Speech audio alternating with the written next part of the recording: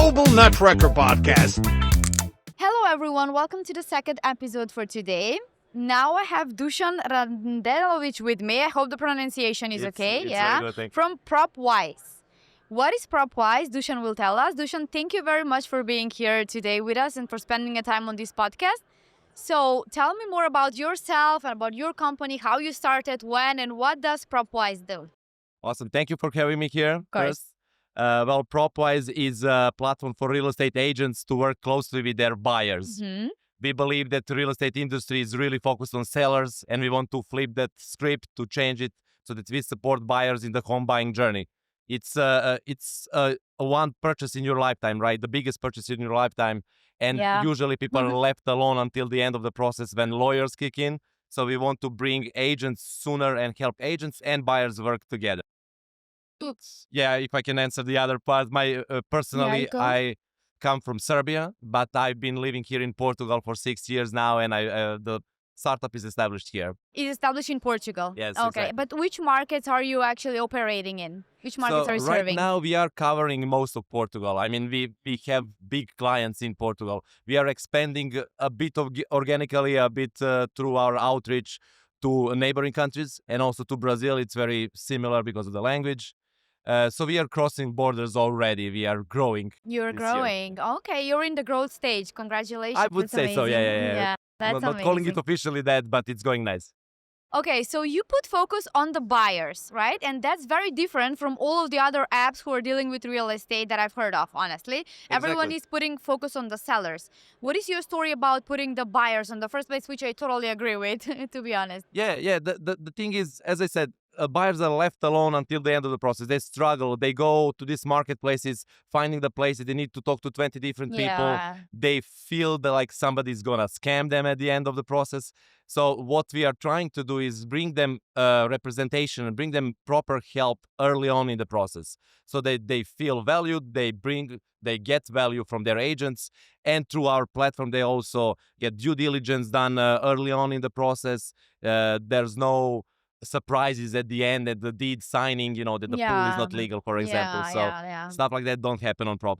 That's amazing. That's a beautiful problem to address, I think, because I was a buyer myself, and I know how difficult it is. You feel like completely left alone. Yep. Lots of agents coming to you with spreadsheets, with all of that is like too much, right? You can go easily nuts.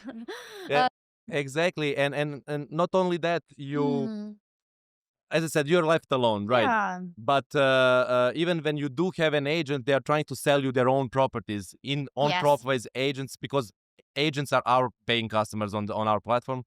We are trying to bring them tools so that they make this relationship very personal, because real estate mediation, it's very personal, relational business. So if you don't trust the agent helping you, you're not going to actually give them money at the end. You are not going to be closing the deal sooner. And as you said, you probably struggled buying because nowadays it's a housing crisis everywhere. Yeah. So tools like these that are automating part of the process are not only nice, they are necessary because the timing is really, really crucial. I agree.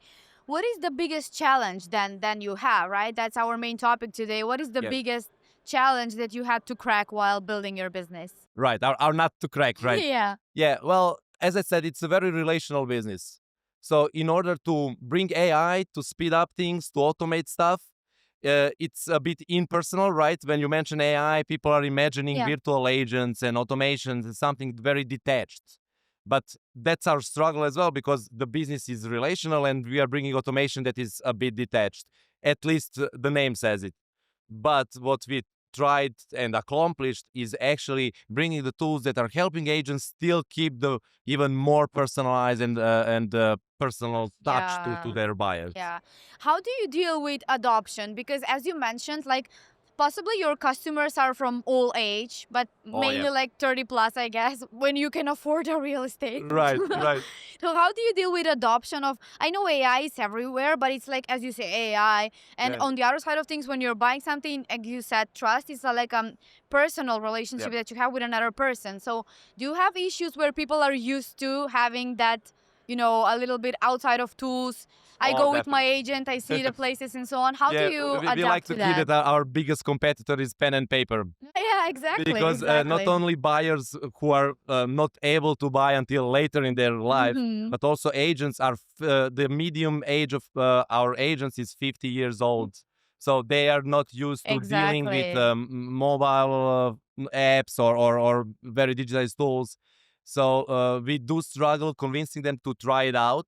And for example, we had an interesting story in Brazil. They use a lot of voice messages and WhatsApp. WhatsApp, yeah, Exactly. it's a big thing so there. what we are building now for that market specifically is agents, our Propwise agent who will work in WhatsApp groups. So something that they are used to, we are bringing ourselves closer to that. You are bringing tools. yourself closer rather than taking them with you. I totally agree with that. There is a friction with adoption.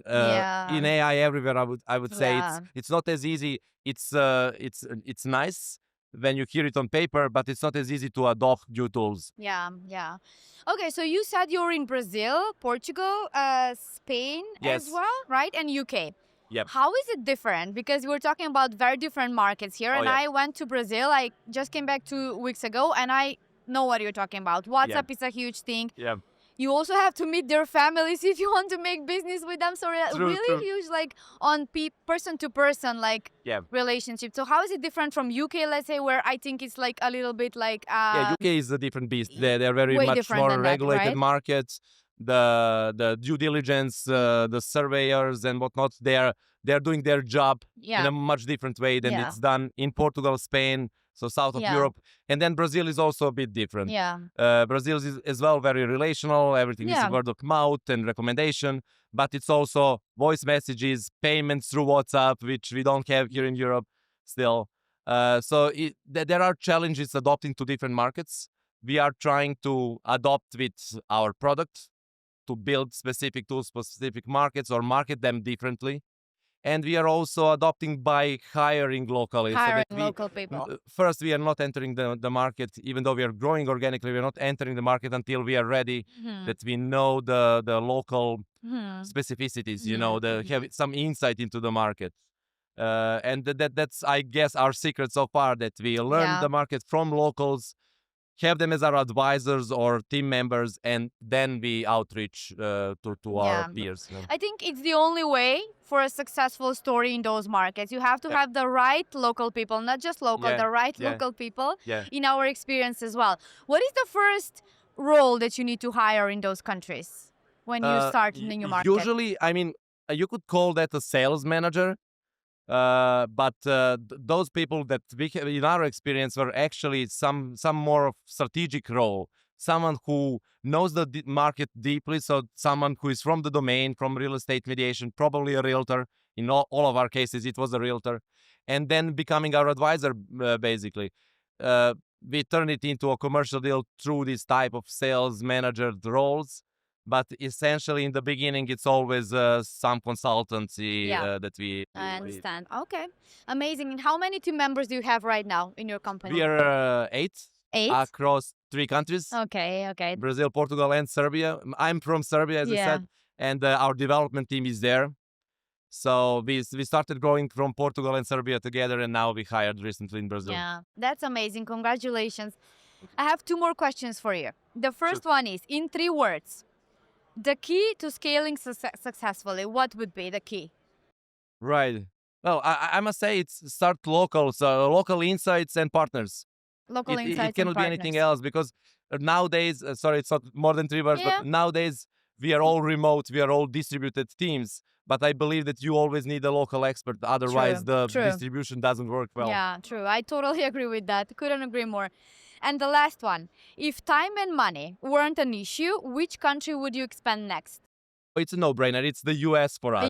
Okay. Yeah, everything that we are solving for in Europe and Brazil, actually it's multiplicated and amplified in the States. And nowadays the buyer representation in the States is even in a crisis, because the seller side is not paying the commission to both sides anymore. It's not required. So we believe that tooling like ours are bringing much more value in the States, and we already have some trials, but we cannot say that we are in that market yet. It's something that we are You're Or- researching, I guess. It's a Yes. huge market for you, a Of huge course. opportunity. Yeah. Yeah. Okay, amazing. Thank you, Dusan. I think it's a very authentic story, and what you're trying to do, especially the part where you serve the buyers. I love it. I think it's a must, as you said. It's Yep. not an option anymore. And AI into it. I really wish you the best. Thank And you, thank Alex. you very much for taking your time to tell us your story No, today. Thank you for having me Thank here. you. Go global, not nuts.